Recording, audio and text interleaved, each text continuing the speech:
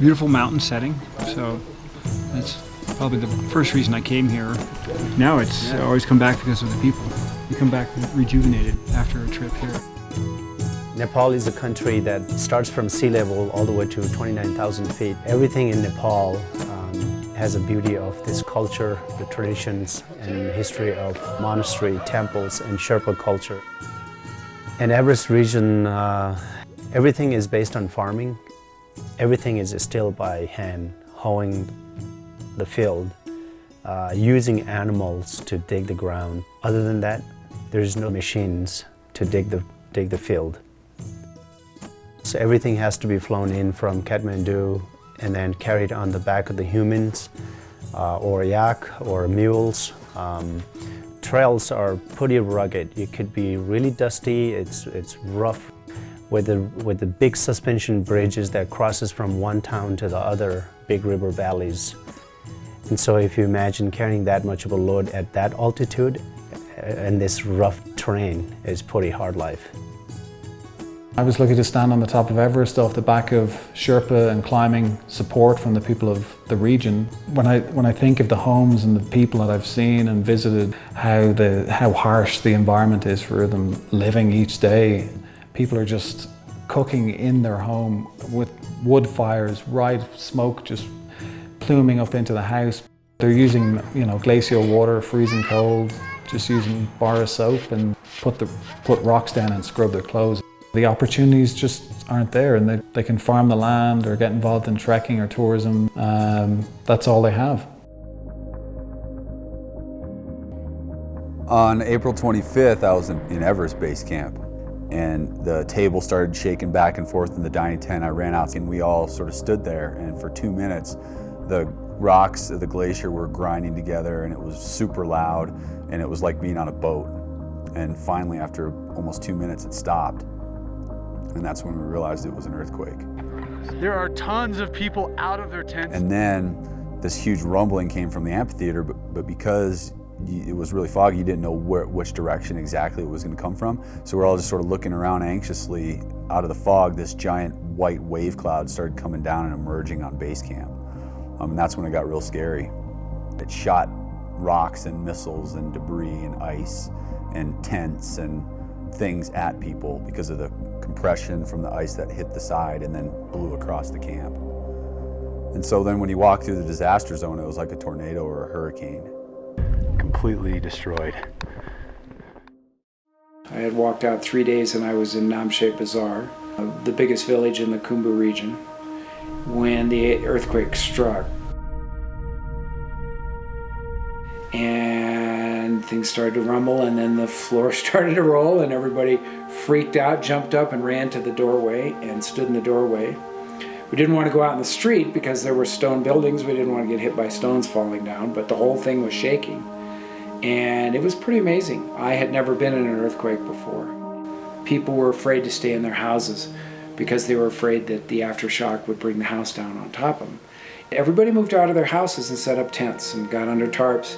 You could see they were really, really freaked out. And it makes sense too, because their whole world was, they didn't know what was going on. They didn't know if they were gonna, if there were gonna be more earthquakes, where they were gonna get help, how this would affect their lives. There is no such thing called safety net in Nepal for people. There is no such thing called house insurance or rent insurance or anything like that. So therefore, when an earthquake hit like this and devastated the homes and all ground level, there is no insurance to claim. That's why we need to go in there and help them out. And Sherpa Foundation has a step in the Everest region. With the funds we raised, Sherpa Foundation was able to help 96 families, 96 homes. We investigated going into each individual homes, figuring out how much they need and who are actually in category A and who are actually in category B. We then came to a day that where all the neighbors were brought in and then distributed the fund.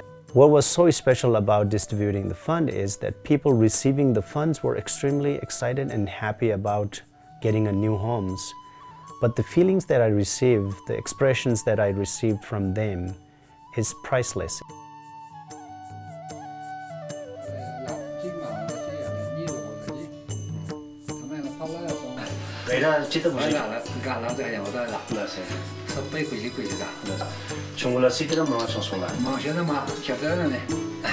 Sherpa Foundation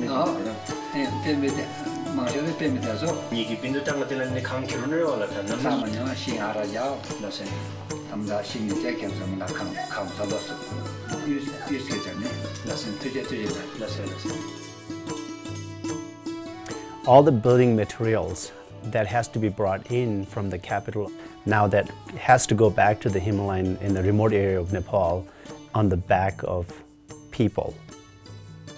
Rods, plywoods, metal sheet roofs, cements, anything you name about building materials, it has to be carried on the back of a people.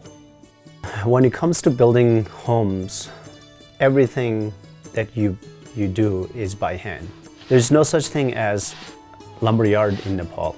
Everything you have or you need for building material wise, like lumbers, beams, pillars, anything you need, you have to arrange with some guys who knows how to cut the lumbers. Anytime when there is bad disaster happens, I've heard that something good comes out, and I think that's exactly what's happening in the Everest region, because people are now using rebar, enforcing rebars in between the rock walls, putting cements. The new buildings are going to be much more stronger, much safer, and it will last longer. The best thing about distributing the fund is making sure that the project is completed as we wish to see. And that's one thing what I did is I was there for 2 months and we went back again and again and checked the progress of construction. And after I left Nepal, my brother, Ngang Lakpa, who is actually checking on the remaining homes that are being built right now. When I walk through the Himalayas, I see the Sherpa Foundation in action. They're the only ones that were doing anything. And they had such passion and drive to make it happen. These guys are actually bringing every dollar to the ground, and that's what needs to happen. And they're the ones that are making it happen. And there's no admin costs, there was no wages being paid.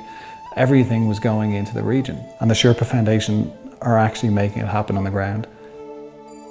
The most important thing for children to go to school, they need to have a good night's sleep, a good place to live, a good environment to start from, which is home. Their home environment just needs to be totally improved, and that was before the earthquake. So now they're in serious trouble. With whatever little funds we are able to collect, the Sherpa Foundation was able to help so many families, but there's so much more to do. The living condition in the Himalayan are still under tents with the moldy tents. People are living under a shack. People are still struggling to have a roof over their head. So there's a lot more that we can do.